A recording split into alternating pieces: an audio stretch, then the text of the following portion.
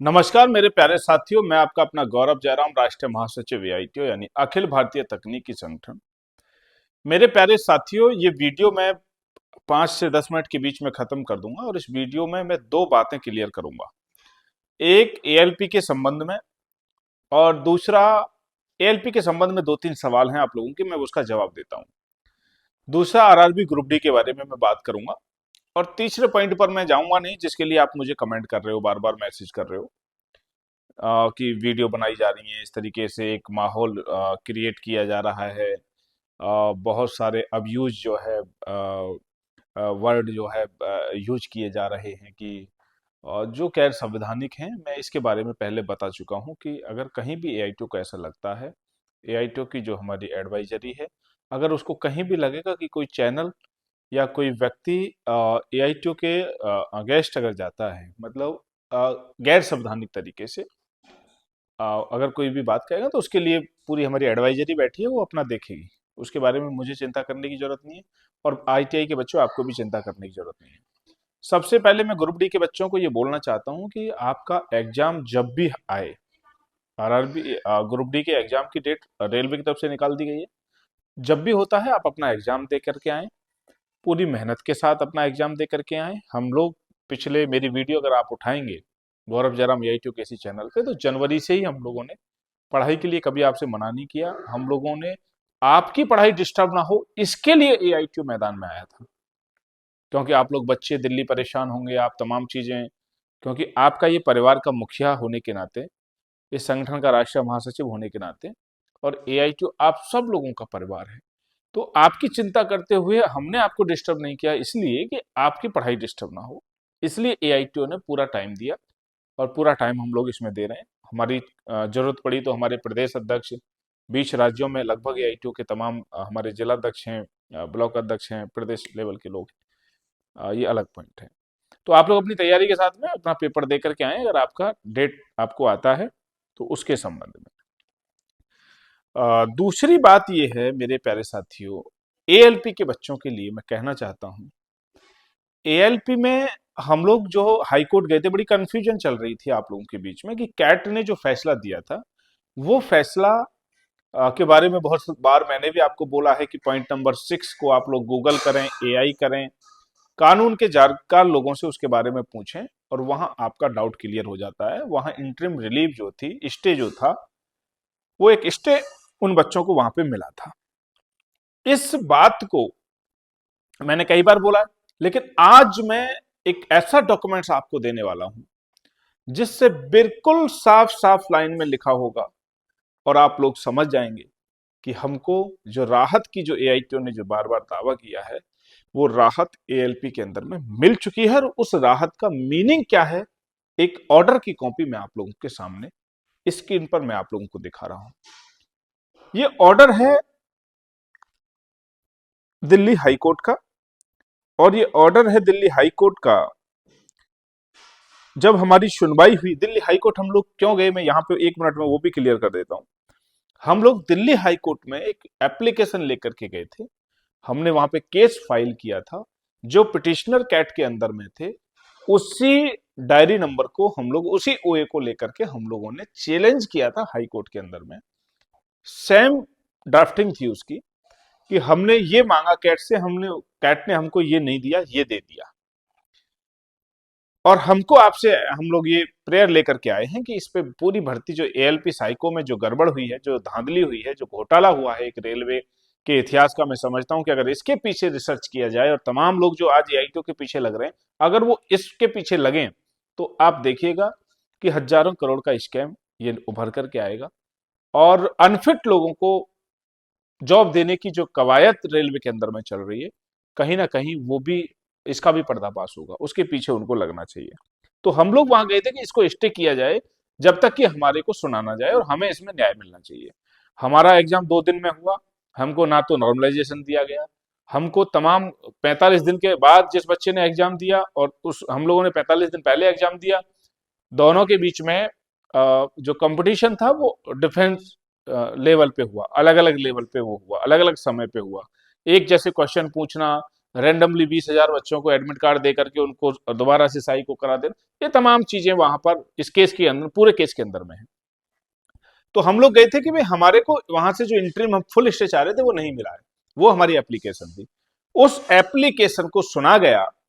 ये ऑर्डर मैं आपको अभी मैं स्क्रीन पे दिखा रहा हूं, 17/11/2025 का ये ऑर्डर है दिल्ली हाई कोर्ट का। और इस ऑर्डर के अंदर में 5 पॉइंट इसके अंदर में दिए गए हैं। ऑर्डर के अंदर में 5 पॉइंट मेंशन किए गए हैं, जिसमें एक पॉइंट आपके काम का है, बहुत ही काम का है, और वो आपके सैकड़ों सवाल जो जन्म लिए हैं आपके दिमाग में, उनको सबको खंडित करता है और आपको एएलपी के जो बच्चे हैं उनको एक राहत की सांस देगा। ये पॉइंट नंबर 3 है, स्क्रीन पे आप लोग देख लीजिएगा, इंग्लिश में है, आप लोग हिंदी में भी मैं अभी स्क्रीन पे आपको लगा देता हूं, आप लोग इसको पढ़ सकते हैं। और पढ़ने के बाद में आप लोग ये देखेंगे कि यहां ये जो ऑर्डर दिया गया पॉइंट नंबर 1 में लिखा गया कि ये कानूनी प्रक्रिया है, सभी उचित अपवादों के अधीन अनुमति दी गई है, जो उसका वो है सीएम आवेदन संख्या बटे इतना 2025। पॉइंट नंबर 2 में लिखा है यह याचिकाकर्ता द्वारा दायर की गई है, जिसमें विद्वान केंद्रीय प्रशासनिक न्यायाधिकरण प्रधान पीठ नई दिल्ली, जिसे आगे न्यायाधिकरण कहा जाएगा, ओए संख्या 3999 बटे 2025 राजू सिंह बनाम रेलवे मंत्रालय शीर्षक से पारित आदेश दिनांक 17/10/2025 को चुनौती दी गई है। ये पॉइंट नंबर 2 के अंदर में लिखा हुआ है, यानी कि ये जिक्र कर रहे हैं कि कैट के अंदर में जो ऑर्डर आया था उस ऑर्डर को हमने यहाँ पे हाई कोर्ट के अंदर में चुनौती दी है, ये पॉइंट नंबर 2 के अंदर में कहा गया है। पॉइंट नंबर 3 आपके लिए बहुत ही इंटरेस्टेड है और आपको राहत भरी जानकारी ये देगा। ये मैं जो ऑर्डर पढ़ रहा हूँ, ये जो ऑर्डर मैं स्क्रीन पे आपको दिखा रहा हूँ, ये दिल्ली हाई कोर्ट का ऑर्डर है। ये दिल्ली हाई कोर्ट का ऑर्डर है जो हम एएलपी के लिए लेकर के गए थे एप्लीकेशन, उसका ऑर्डर बहुत देरी से आया है। वो ऑर्डर मैं आपको ये वेबसाइट पे भी जाके आप लोग देख सकते हैं। हमारा जो आईटीआई फाइटर का जो डिस्क्रिप्शन में मैंने अभी डाल रखा है, जो ग्रुप है आईटीआई फाइटर का, वहां पर ये पूरी जो पीडीएफ है मैं वहां पे इसको डाल दूंगा, आप वहां से इस पीडीएफ को देख सकते हैं, आप वो ग्रुप ज्वाइन कर सकते हैं, अगर आपने नहीं किया तो आप कर लीजिएगा।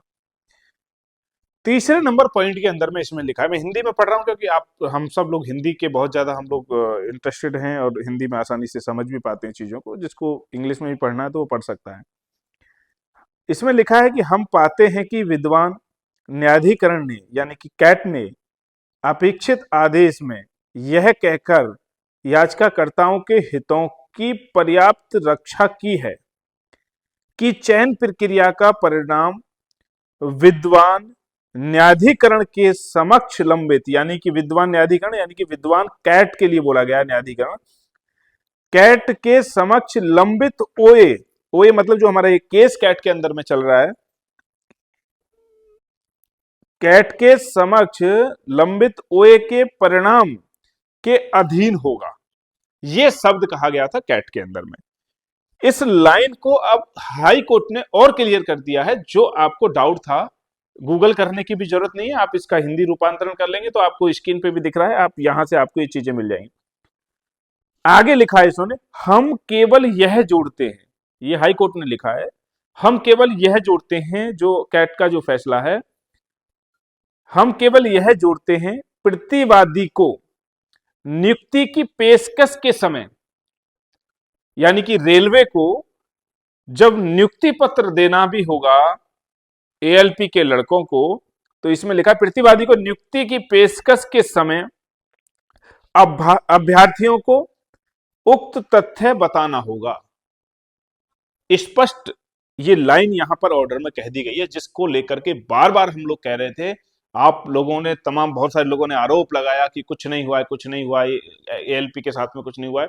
यहां एक अब ऑर्डर में भी आपको ये प्रूफ हो गया, दिल्ली हाई कोर्ट के ऑर्डर में भी ये आना अपने आप में बड़ी बात है, अपने आप में ये दर्शाता है कि एआईटीओ ने जो लड़ाई छेड़ी थी एएलपी के बच्चों के लिए, जो मुहिम छेड़ी थी एएलपी के बच्चों ने, वो कहीं ना कहीं कामयाब होते हुए नजर आ रहे हैं। चौथे पॉइंट के अंदर में लिखा है, उपरोक्त को छोड़कर हमें विवादित आदेश में हस्तक्षेप करने का कोई कारण नहीं मिलता है। इस लाइन का मतलब ये है, पॉइंट नंबर 4 का, कि जो हम मैंने पहले ही बताया कि जो प्रेयर हमने कैट में की थी वही प्रेयर हम लोगों ने हाई कोर्ट में की।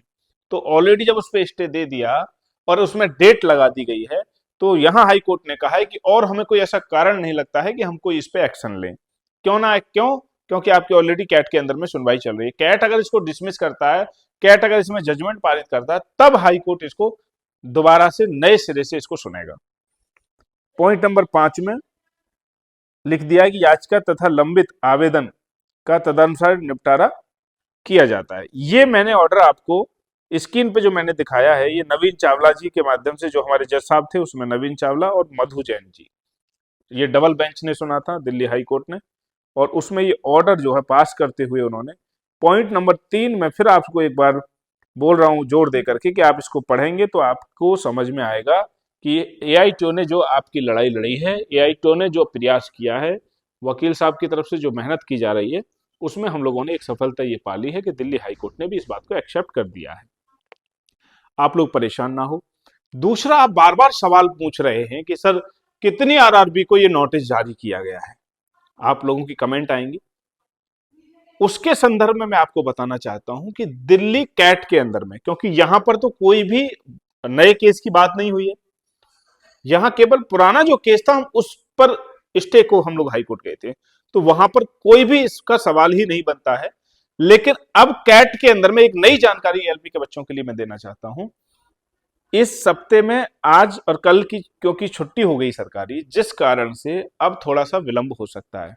इस वीक में कैट में एएलपी के बच्चों की सुनवाई होनी थी।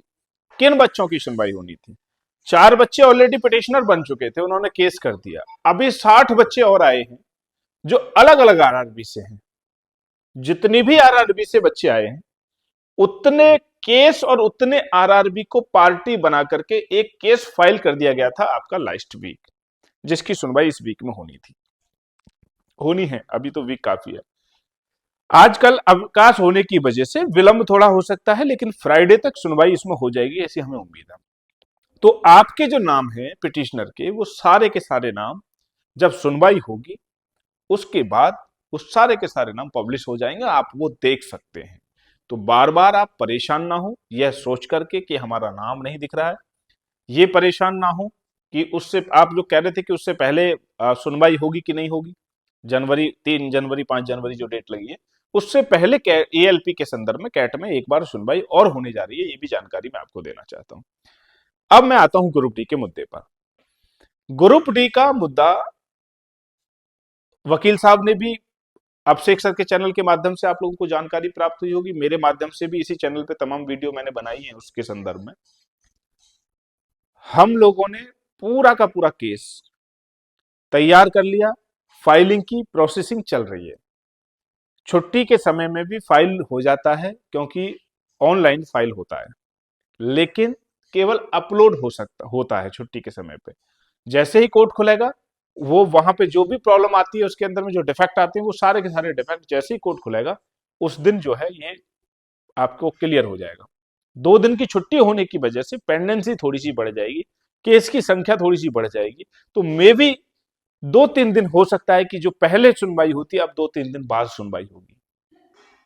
लेकिन 27 से पहले सुनवाई मुझे नहीं लगता कि होगी किसी भी कीमत में, क्योंकि ये छुट्टी अगर नहीं पड़ती तो 27 से पहले इसमें सुनवाई का हम लोगों ने पूरा का पूरा प्रयास कर रखा था और इसमें हम लोग सुनवाई कराते। लेकिन 27 विषय नहीं है।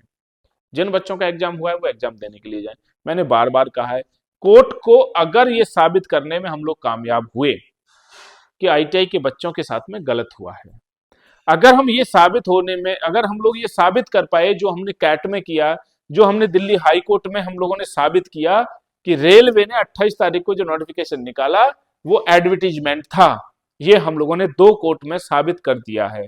अगर ये हम लोग सुप्रीम कोर्ट में भी हम लोग ये साबित कर पाए तो डेफिनेटली आप ये मान लीजिए एग्जाम चाहे दो बार 2 डेट में हो जाए, 3 डेट में हो जाए, चाहे 1 लाख 10 लाख 50 लाख 1 करोड़ लोगों का भी एग्जाम हो जाए, तब भी कोर्ट जजमेंट आपके फेवर में दे सकता है और वो सारे एग्जाम खारिज कर सकता है। वो बहुत बड़ी बात नहीं है, संविधान के आगे ये बहुत छोटी सी चीजें हैं, इसलिए बिल्कुल आप माइंड ना करें। केस की तरफ से आप लोग बिल्कुल फ्री माइंड होकर के अपनी पढ़ाई पर फोकस करें। जो भी अपडेट होगी गौरव जयराम एआईटीओ के इसी चैनल के माध्यम से आपको ऑफिशियल जानकारी मैं यहां से दूंगा, तथ्य के साथ दूंगा, फैक्ट के साथ दूंगा। और दुनिया भर की सोशल मीडिया के ऊपर में लोग व्यू पाने के लिए लोग कुछ भी बोल रहे हैं, जो भी बोल रहे हैं, उससे हमारा कोई सरोकार नहीं है। हमारे एडवोकेट वही एडवोकेट हैं जो हमारे केस को पहले दिन से लड़ रहे हैं। लोग भ्रमित करने का भी काम करेंगे, लोग फोन करेंगे, लोग ग्रुप बना रहे हैं, लोग एआईटीओ के नाम का इस्तेमाल कर सकते हैं। अगर ऐसा कोई करता हुआ पाया गया तो हम लोग कानूनी कार्रवाई उनके ऊपर करेंगे। लेकिन आप लोग भी सतर्क रहें। हमने आपसे डोनेशन के लिए कहा था, तो वो भी हमने एआईटीओ का नंबर जारी किया था। केवल एआईटीओ के खाते में ही आप डोनेशन दें, क्योंकि ये लड़ाई आपकी है। ये लड़ाई पूंजीपतियों की नहीं है। ये लड़ाई कोचिंग माफियाओं की नहीं है, जो लोगों ने कोचिंग माफिया नाम जो दिया है। ये उनकी लड़ाई नहीं है, टीचरों की लड़ाई नहीं है, लड़ाई बच्चों की है। हाँ, टीचर उसमें अगर सहयोग करते हैं तो हम उनके लिए धन्यवाद बोलेंगे कि वो अभिभावक हैं, और अभिभावक के रूप में अगर वो मदद करते हैं तो उनका शुक्रिया है। लेकिन उन पे कोई दबाव नहीं है। इसलिए ये लड़ाई आपकी है। एआईटीओ आपका अपना परिवार है, आपका अपना संगठन है, आईटीआई के बच्चों का संगठन है। यहाँ जो प्रदेश अध्यक्ष, यहाँ जो जिला अध्यक्ष, यहाँ जो बने हुए हैं, ये सब आईटीआई के बच्चे हैं। यहाँ कोई बाहर से फाइनेंसर नहीं है। हम लोग पोस्ट बिक्री नहीं करते हैं कि आइए हमारे यहाँ प्रदेश अध्यक्ष बनेंगे तो आपको 50,000 देना पड़ेगा, 10,000 देना पड़ेगा। एक भी पद आप ये नहीं दिखा सकते हैं कि किसी से पैसा लेकर के हम लोगों ने पद दिया। पात्रता के आधार पे ही हमने संगठन में जगह दी है। उनके डेडिकेशन को देखते हुए, वो आईटीआई हैं, ये मद्देनजर रखते हुए हम लोगों ने तमाम लोगों को जो जिम्मेदारी दी है, वो अपने जो बायलॉज है, जो अपना संविधान है हमारा एआईटीओ का, उसके अकॉर्डिंग दी है। तो ये बिल्कुल दिमाग से आप निकाल दें कि एआईटीओ फंडिंग लेता है। एआईटीओ के पास ना विदेश से फंडिंग आ रही है, कहीं से फंडिंग नहीं है। जो पैसा है वो आपका अपना पैसा है, और जहां खर्च हो रहा है वो आपकी अपनी लड़ाई पे खर्च हो रहा है। ये भी मैं इस वीडियो के माध्यम से स्पष्ट करके और बस अपनी बात को अंतिम करता हूं, खत्म करता हूं, ये कहते हुए कि बेस्ट ऑफ लक। आप लोग पढ़ते रहिए, चाहे एएलपी हो, चाहे ग्रुप डी हो। अगर एआईटीओ ने जिम्मेदारी ली है तो पूरी ताकत से, पूरी ईमानदारी से, शिद्दत के साथ में हम उस कामयाबी तक पहुंचने तक हम लोग उस लड़ाई को लड़ेंगे। हार हो जीत हो वो बाद का विषय है, वो हमारे हाथ में नहीं है। हमारा काम है हम कर रहे हैं, वकील साहब का काम वकील कर रहे हैं, जज साहब का काम जज साहब कर रहे हैं, और आपका जो काम है वो आप करिए, और आप लोग कर रहे हैं। मुझे गर्व है इस बात का कि आप लोगों ने सहयोग किया है, और अच्छा सहयोग आपकी तरफ से अभी देखने को लग रहा है। और अभी इसमें और जरूरत है सहयोग की, कि चूंकि सुप्रीम कोर्ट की लड़ाई बड़ी लड़ाई है, आगे लंबी चल सकती है। ठीक है, तो आप लोग अपना सहयोग जो भी आर्थिक कर सकते हैं वो आप करिएगा। ठीक है, बहुत बहुत शुक्रिया, थैंक यू।